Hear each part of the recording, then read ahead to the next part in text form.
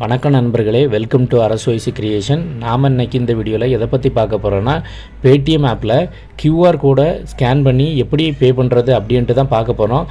அதை பார்க்குறதுக்கு முன்னாடி நீங்கள் இன்னும் பேடிஎம் ஆப் வந்து இன்ஸ்டால் பண்ணல, யூஸ் பண்ணலைன்னா எப்படி யூஸ் பண்ணுறதுன்னு ஆல்ரெடி வீடியோ போட்டிருக்கோம். அந்த வீடியோவோட லிங்க் வந்து வீடியோ கீழே டிஸ்கிரிப்ஷனில் இருக்குது.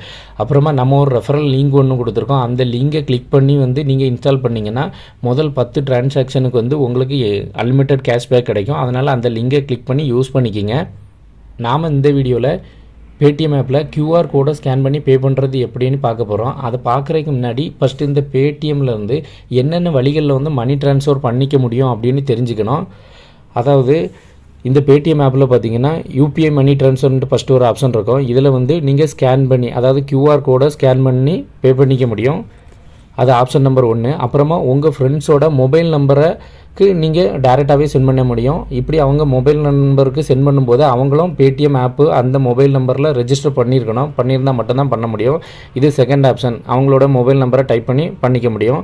அடுத்தது பார்த்திங்கன்னா செல்ஃப் டிரான்சாக்ஷன். அதாவது நீங்கள் பேடிஎம் ஆப்பில் ஒன்றுக்கு மேற்பட்ட பேங்க் அக்கௌண்ட்டை ஆட் பண்ணி வச்சுருந்தீங்கன்னா ஒரு பேங்க்லேருந்து இன்னொரு பேங்க்கும் அந்த பேங்க்லேருந்து இந்த பேங்க்குக்கும் இன்டர்சேஞ்ச் பண்ணிக்க முடியும், மாறி மாறி அனுப்பிக்க முடியும்.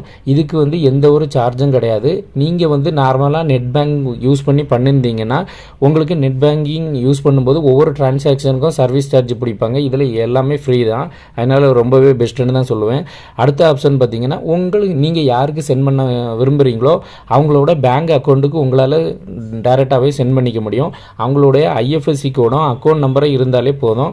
இதில் அக்கௌண்ட் நம்பரை டைப் பண்ணி இதில் கீழே IFSC கோடை டைப் பண்ணிட்டு ப்ரொசீட் பண்ணாலே சென்ட் பண்ணிக்க முடியும். அதுக்கு அடுத்தது இன்னொரு ஆப்ஷன் இருக்குது. UPI மூலமாக UPI ஐடின்னு சொல்லுவாங்க. அந்த UPI ஐடியை யூஸ் பண்ணி மணி ட்ரான்ஸ்ஃபர் பண்ணிக்க முடியும். அப்புறமா இன்னும் எக்கச்சக்க ஆப்ஷன் இருக்குது. அடுத்து பார்த்திங்கன்னா பில் அண்ட் பேமெண்ட் அப்படின்ட்டு ஒரு ஆப்ஷன் இருக்குது. அதில் போய் பார்த்திங்கன்னா மொபைல் ரீசார்ஜ் பண்ணிக்க முடியும், டிஷ் ரீசார்ஜ் பண்ணிக்க முடியும்.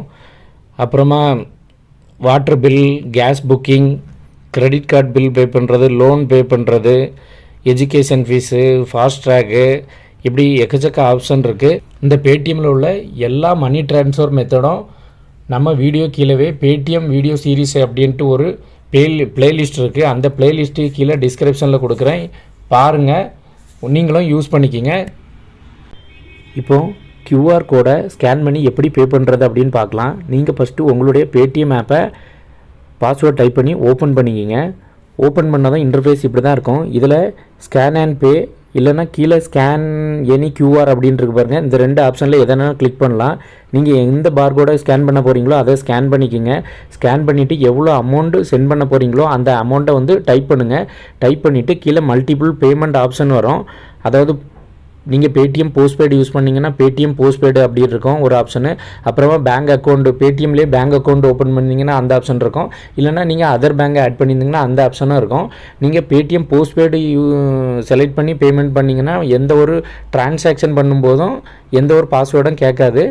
நீங்கள் உங்கள் பேங்கை வந்து யூஸ் பண்ணி பேமெண்ட் பண்ணிங்கன்னா உங்களுடைய UPI ஐடி டிரான்சாக்ஷன் பின் வந்து கேட்கும். அந்த பின்னை வந்து டைப் பண்ணிட்டு ப்ரொசீட் கொடுத்தீங்கன்னா போதும், உங்களுடைய டிரான்சாக்ஷன் வந்து சக்ஸஸ்ஃபுல்லாக ஆகிடும். இவ்வளோ தான். இது ரொம்பவே சிம்பிள் தான். இந்த வீடியோ உங்களுக்கு பிடிச்சிருந்தேன்னா ஒரு லைக் பண்ணுங்கள். மேலும் இதுபோல் பேடிஎம் சீரிஸ் அனைத்து வீடியோக்களையும் பார்க்க மறக்காமல் நம்ம சேனலை சப்ஸ்கிரைப் பண்ணிக்கோங்க. கூடால வர்ற பெல் சிம்பிளை கிளிக் பண்ணி ஆல் செலக்ட் பண்ணிங்க. அப்போ தான் நம்ம போடுற வீடியோஸை நீங்கள் உடனுக்குடனே வாட்ச் பண்ண முடியும். தேங்க்ஸ் ஃபார் வாட்சிங்.